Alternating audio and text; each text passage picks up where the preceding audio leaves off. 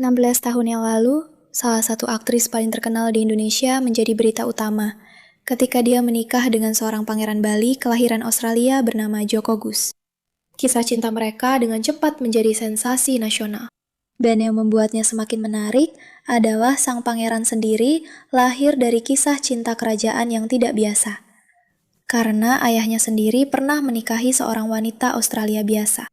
Jadi, bagaimana aktris Muslim terkenal ini dan pangeran Hindu Bali itu bisa bertemu? Pengorbanan apa saja yang dia lakukan untuk menjadi bagian dari keluarga kerajaan? Dan apa yang terjadi pada mereka 16 tahun kemudian? Tonton video lengkapnya untuk mengetahui jawabannya. Jangan lupa untuk like dan subscribe. Mari kita mulai. Jauh sebelum Pangeran Chagus bertemu dengan Happy Salma, sebuah kisah cinta yang tak biasa sudah lebih dulu mengubah takdir keluarga kerajaannya. Saat itu tahun 1977. Seorang guru taman kanak-kanak berusia 23 tahun dari Sydney bernama Jane Gillespie tiba di Ubud, Bali untuk berlibur bersama keluarganya. Di hotel tempat dia menginap, ada sebuah kelompok teater anak-anak yang dipimpin oleh seorang pria muda tampan. Namanya adalah Pangeran Raka Kertiasa, anggota keluarga kerajaan Ubud.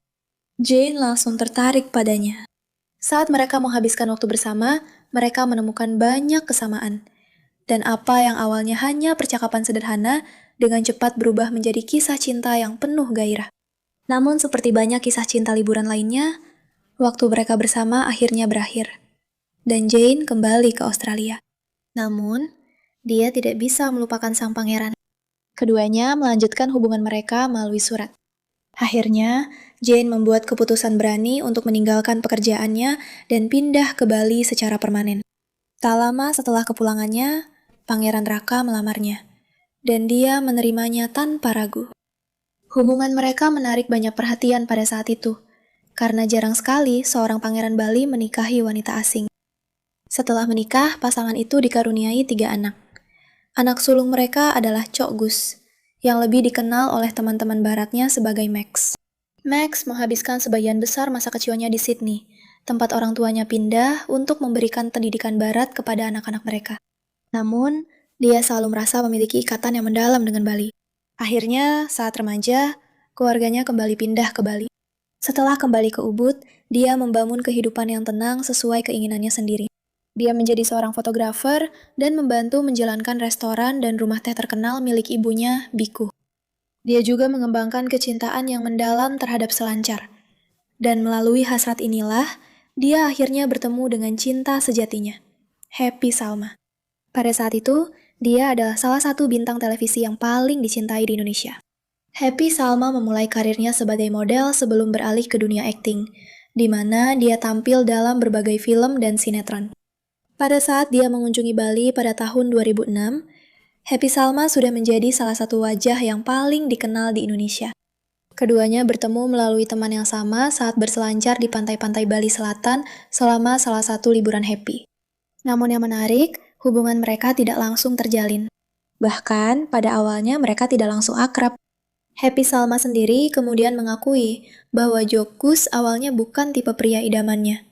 Dan dia bahkan tidak tahu kalau Jokus berasal dari keluarga kerajaan. Sementara itu, dia justru tertarik pada kepribadian dan kecerdasan Happy Salma. Bukan karena ketenarannya sebagai aktris. Namun, seiring mereka menghabiskan lebih banyak waktu bersama, mereka menemukan banyak kesamaan minat dan segera saling menyukai. Pasangan itu berpacaran selama sekitar 3,5 tahun sebelum memutuskan untuk menikah. Namun, ada satu tantangan besar di antara mereka.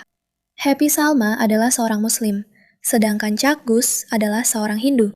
Selain itu, tradisi kerajaan mengharuskan dia menikahi wanita bangsawan dari kasta yang sama. Namun, ia justru memilih wanita yang tidak hanya berasal dari luar kastanya, tetapi juga dari agama yang sama sekali berbeda. Keluarga Happy Salma sangat tidak senang dengan keputusannya untuk menikah dengan pria Hindu, meskipun dia adalah seorang pangeran. Sementara itu, keluarga Max tidak terlalu terkejut, karena hal itu mengingatkan mereka pada masa lalu mereka sendiri. Akhirnya, Happy Salma memutuskan untuk pindah agama menjadi Hindu demi calon suaminya, dan memeluk keyakinannya. Pada tanggal 3 Oktober 2010, Pasangan tersebut menikah dalam upacara pernikahan tradisional kerajaan Bali di Bali. Itu adalah salah satu pernikahan paling spektakuler dan banyak diperbincangkan yang pernah terjadi di Indonesia dalam beberapa tahun terakhir. Lebih dari 2.500 tamu menghadiri, termasuk para pendeta utama, diplomat, tetua desa, dan anggota keluarga besar kerajaan dari seluruh Bali. Pernikahan tersebut mengikuti ritual tradisional Bali, termasuk upacara kesuburan.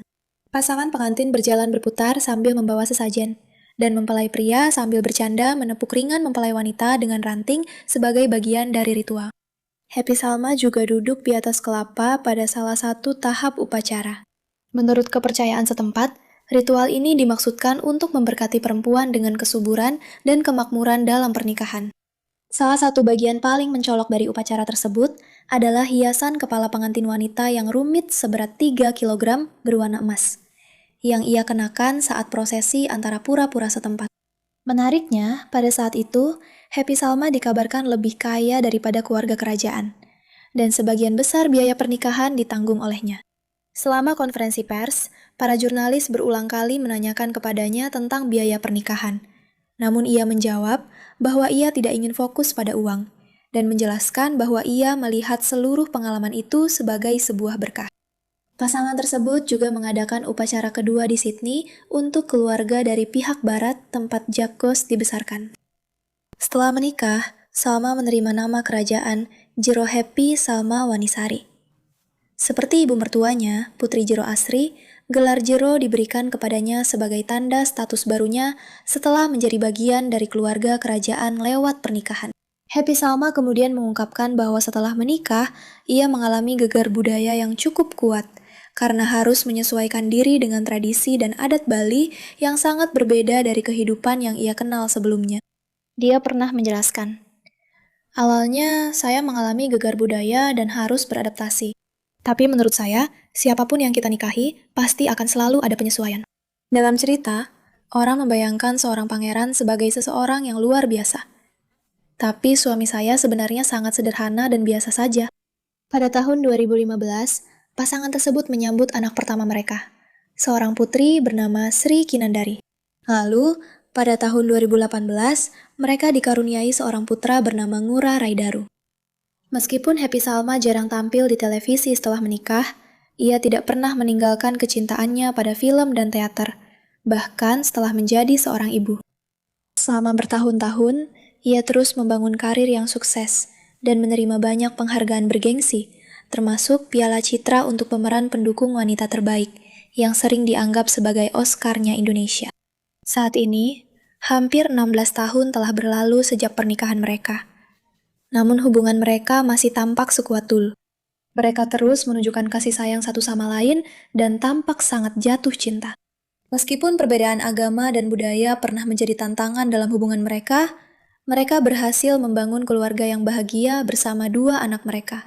Joko Gus terus mengembangkan restoran-restoran mewah di Bali, sementara Happy Salma lebih banyak fokus pada penyutradaraan film dan program televisi, serta menulis naskah dan buku.